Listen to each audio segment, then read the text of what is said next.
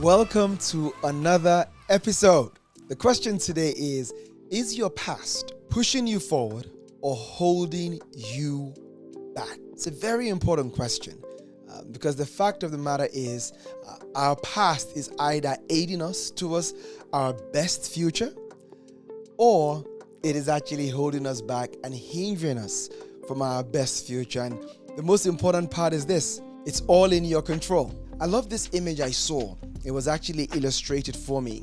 And we've also seen some of those images on social media where somebody is straining with all their strength, trying to get to something in the future, a goal, an achievement, an aspiration. And then there are these invisible strings that are holding them back. So it doesn't matter how much they strain forward, there are these invisible strings. If they take one step forward, these invisible strings make them take 2 or 3 steps backwards. These invisible strings is your past that you have not dealt with. So is your past pushing you forward or holding you back?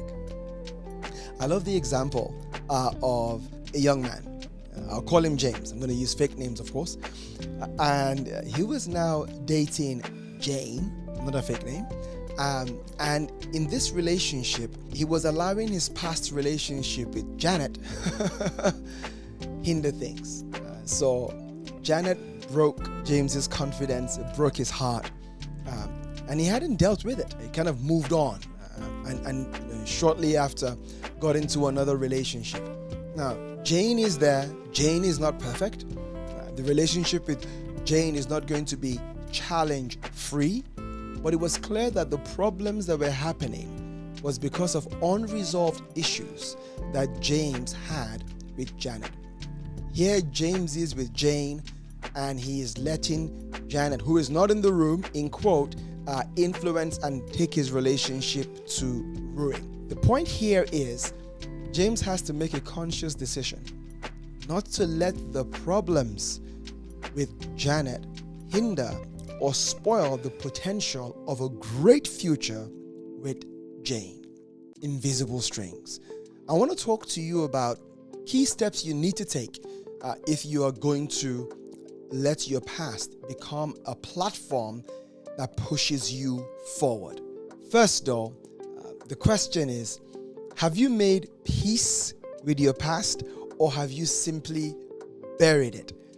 I can never forget, I was doing a leadership coaching program for leaders in Riyadh, Saudi Arabia. And in this group coaching session, there were a group of about 5 leaders. And one of them, we were doing a debrief on his feedback report. And we began to ask him questions. And then I asked him a question, seeing that he had been deflecting this line of questioning from all the other leaders around the table. And he looked at me quite sternly and he goes, "Uche, the past is the past." And I thought, okay, we've touched the nerve here.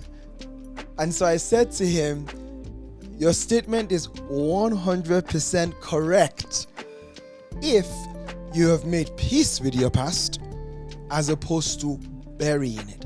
You see, dealing with your past is not burying it and just saying, I don't want to think about it, or I'm going to ignore it, or I'm just going to put it aside. No, that's not how it works. Last I checked, anything that you bury, if you take a seed and you bury it and you begin to water it, it's going to be a fruit.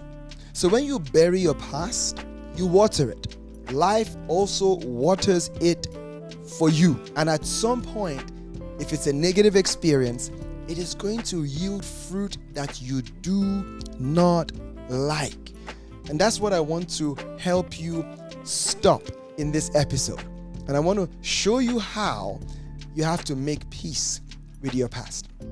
As you know, this is a podcast on Live, Love, Lead, helping you become a whole leader that succeeds publicly without sacrificing your private life, right? And so the fact is, professionally, you might be doing great. Everything might be awesome. You might not even have negative experiences that are, impacting you in moving forward. Perhaps It's something on the personal side. And because you are a whole human being, there's no work you and home you. You are one person. It's affecting how things are going at work, whether you like it or not. So, the question is, how do you make peace with your past? The leader I spoke about just now, the reason I was probing was because it was clear he was a middle child, and not because he was a middle child, but he had developed this strong sense of people pleasing, keeping the peace, and taking care of everybody. Now, he was working in quite a demanding environment, and he found himself playing the same role he did in his family. He was playing that same role at work, and the only person that was being neglected was him. That would have been okay for a period of time, but the stresses of work were beginning to get the fruit out, and they were very negative, as his report showed. So, what should he do? What should you do if you want to make peace with your past? The first thing that you have to do to make peace with your past is to accept it. Accept that there's nothing you can do to change the past. Absolutely nothing. Very simple point, but many people have not accepted their past. Recently, I was having a lunch with a bunch of teenagers. I was discussing about the teenage group in our local church and what needs to be better for them to be more excited about it. These were older teenagers close to university, and many of them have stopped going to the teenage ministry or teenage church. And so I said to one of them, what can we do? What do we need to do for you to come back, for you to be excited to come back and really engage? And one of them blurted out, bring the other teenagers who were now in uni, bring them back. And I was like, we all laughed, but she was dead serious. Like, for her, that was the only way things would be worth it for her to go back. Now we laugh at that, but are you doing the same thing? Do you sometimes pause, and if you're going to accept the past, is that it never happened, or you want things to go back to the way that they were for you to feel like you can accept it and move on? If this is the case, you're slowing yourself down, you're holding yourself back. A good example here for me was when I was working in a bank.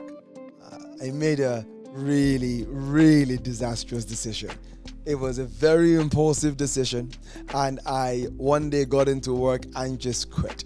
I was having a really bad relationship with a couple of my colleagues, and I had enough and I just quit.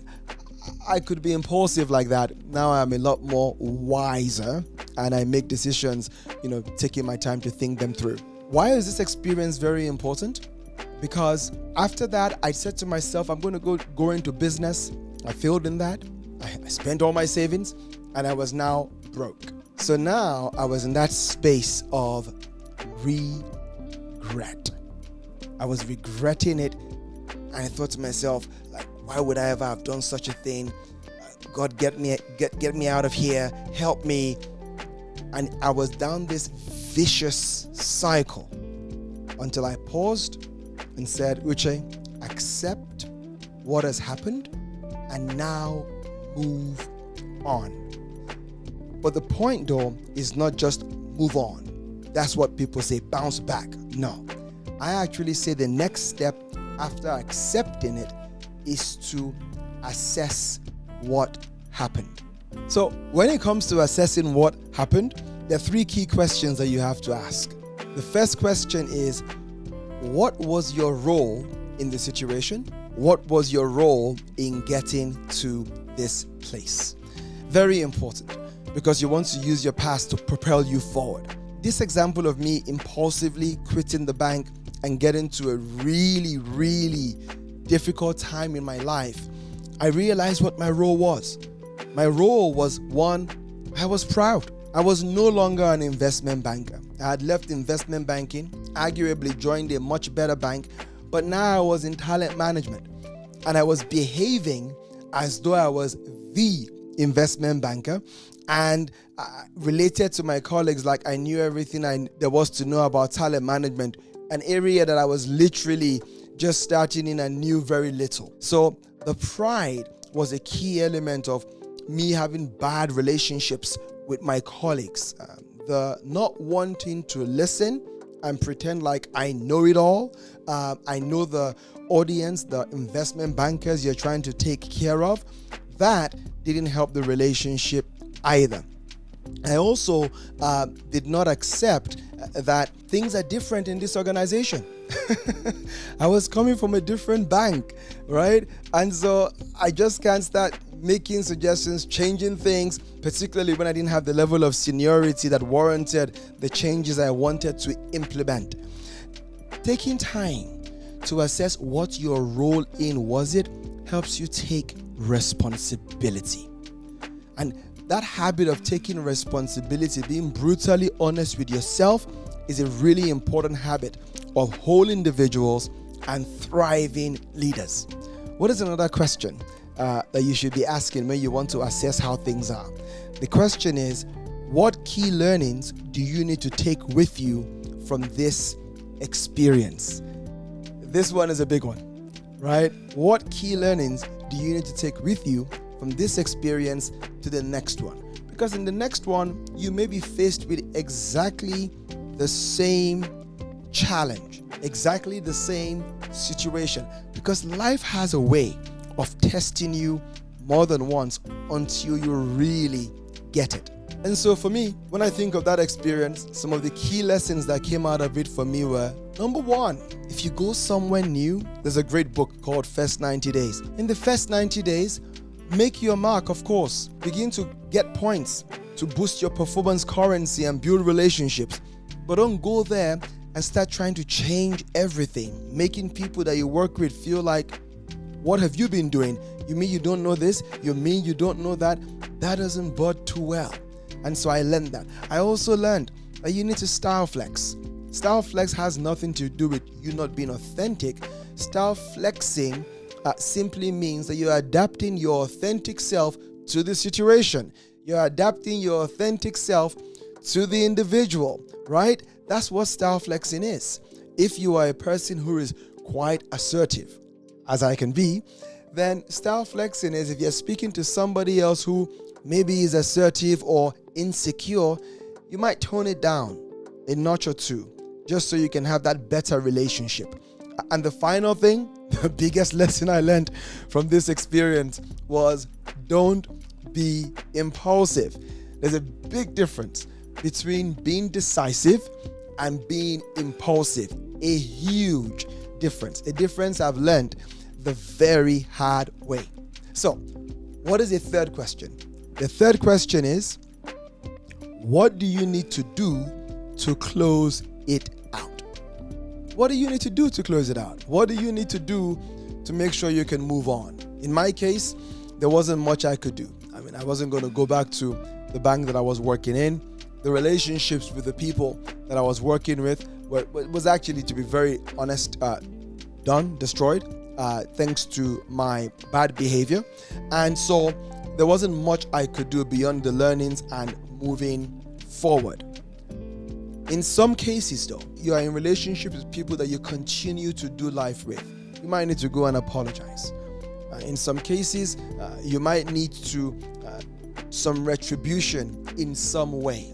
There are too many examples to give, so I would leave it there.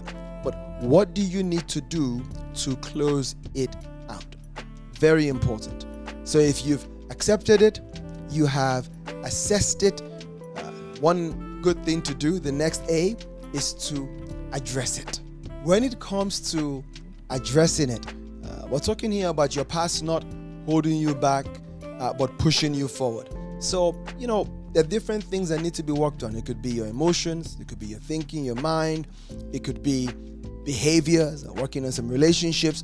Whatever it is, you need to address it. In my case, leaving that bank, which is the example I'm using for this episode, addressing it looked like this. Who are you, Uche, without the label, the identity of an investment banker, without the resources, the paycheck of an investment banker? Is your confidence there? Do you feel like you're not worth as much because you no longer have that identity?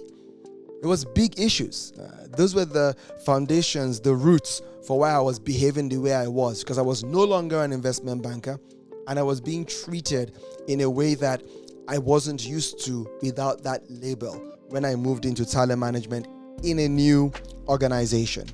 And so addressing it for me was actually answering that question. Who are you without all these trappings, the title, without the things you can buy with an investment banker's salary, and without the targets and the future aspirations? It's a little exercise I actually do with some people when I'm doing workshops and we're talking about building confidence. And I tell them to write things in their life that meet that criteria. It's not a title. It doesn't have to do with having expensive things, for example, and it doesn't have to do with your future targets. People look at me strange initially, like, then what else is there when it comes to my confidence? And I push them and they begin to write things like my family, my gifts, the challenges I've overcome, my friends. They say, for those in faith, God and his relationship with me and Jesus dying for me. Now, when they begin to go deeper, they say my values. These were the same sorts of things I was coming up with, thinking to myself that my family don't care what I do as far as I'm okay. I have a girlfriend, a fiance who is now my wife, who didn't care that I had lost everything but believed in me to keep on going. Overcome many challenges, and that one that I was going through, I was in the process of overcoming.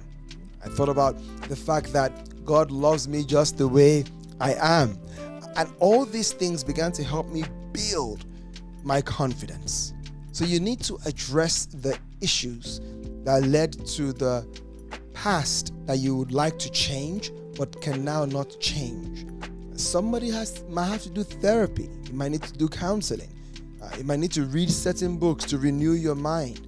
You might need to go on a particular course. I know somebody who went through a very traumatic experience, and the course that she went on was a bounce back course. So address the core issues to make sure that they do not repeat themselves. And after you've addressed it, the next thing that you have to do is simply advance. Advance, carrying the experiences that you've gotten from your past with you to the brightest future that you want. One of the things that I love when it comes to advancing is for you to reframe. What do I mean? You want to be thankful for what did not happen. I think that's a great way to reframe things in a more positive way. Because when we think of our past, we can wish, I wish this happened, I wish that happened, I wish this did not happen, I wish that did not happen. And we go on and on and on and on. But we need to get to a point where we say, actually, when I look at my life, I'm pretty thankful that didn't happen. Using this example of leaving the bank and losing everything and starting again, you can of course imagine everything that I was doing was trying to get back into banking because that's what I was used to. That was the kind of money I was used to earning, and they were the best paying, probably still are in many respects. And so I said to myself, okay, how can I be thankful that not only did I quit and lose everything, how can I be thankful that I wasn't able to get a job in banking while I was trying hard? The reason I'm thankful is this: I wouldn't be the person I am today. I run a successful executive development business working with leaders around the world. I'm also a management consultant helping organizations with their organizational health. And I do other things around this space. But guess what? If I went back into banking, I would have been complacent. I would have been in a situation where I'm earning a lot of money, probably spent to that level, and then I would have gotten to the golden handcuff, where even if I'm fed up with this, the lifestyle it affords me, and not seeing how else I was going to be able to make that lifestyle, I just stay stuck. Trust me, there are a lot of people like that in many different careers. But in my case, because the job I got was actually pretty poor paying, it gave me the zeal, the push I needed to make it work. Then I got another job that was, again, not very great in pay compared to my banking pay, over a 60% pay cut. And then I trained in that job. That was where I cut my teeth as a coach. And when I went back out into starting my business, now I have the experience. Now I have more of a network in what I want to do. And I was building those relationships, getting new clients step by step, little by little. And years later, I struggle to find time in my calendar to deliver work for clients. I'm living my best life and I'm doing what I love, what brings me fulfillment, and making a healthy living and pay packet doing that. So I'm pretty thankful that when I quit impulsively and I lost it all, I wasn't able to get a job back in banking because I know I would not be here. So the question, is your past holding you back or pushing you forward? If it's going to push you forward, you're going to have to make peace with your past and not bury your past. And how do you make peace with your past? You're going to have to accept it. You're going to have to assess it. You're going to have to address any issues that needs to be addressed. And you're going to have to advance taking your past with you. I would love to hear what you got from this podcast. So leave a comment, put a like, and for sure, if this has been helpful to you, share it with somebody else. Until next time, stay blessed.